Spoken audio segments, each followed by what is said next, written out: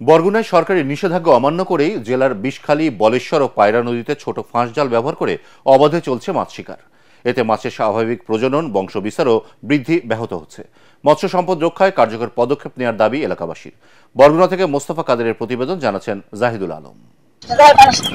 মৎস্য আইনে মাছের পোনা সংরক্ষণে 4.25 ইঞ্চির কম ফাঁস জাল ব্যবহার দণ্ডনীয় অপরাধ, কিন্তু আইনের তোয়াক্কা না করে 0.5 ইঞ্চির কম থেকে 1.25 ইঞ্চির এসব নিষিদ্ধ বাঁধা জাল, ঘোপ জাল, বেহুন্দি জাল ও কারেন্ট জালে নির্বিচারে ইলিশের পোনা ধরছেন বরগুনার জেলেরা।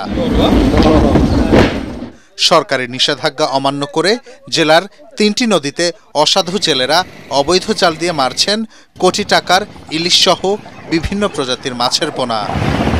ইলিশের এই পোনাকে এলাকার হাট বাজারে চাপিলা মাছ বলে বিক্রি করছেন বিক্রেতারা। এছাড়া এই ইলিশের পোনা পরবর্তীতে শুটকি বানিয়ে বিক্রি করা হয়। বর্তমানে যে পরিমাণে পোনা নিধন হচ্ছে, তাতে আগামী মৌসুমে ইলিশ মাছ আহরণে চরম সংকট দেখা দেবে বলে শঙ্কা দেখা দিয়েছে।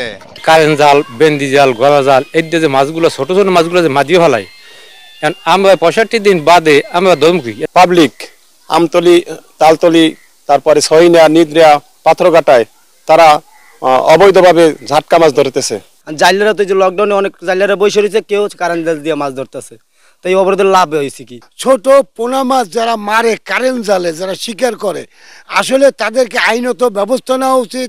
তবে মৎস্য সম্পদ রক্ষায় কার্যকর পদক্ষেপ নেয়ার আশ্বাস দিয়েছেন জেলা মৎস্য কর্মকর্তা। যে তথ্যগুলো দিলেন এটা আমার অজানা, আমি আজকেই ব্যবস্থা নেব এবং আমাদের এখানে আইনের বাইরে কোনো কাজ করার সুযোগ নেই।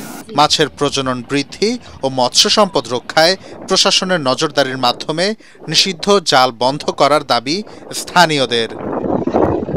Bureau report, ATN Bangla.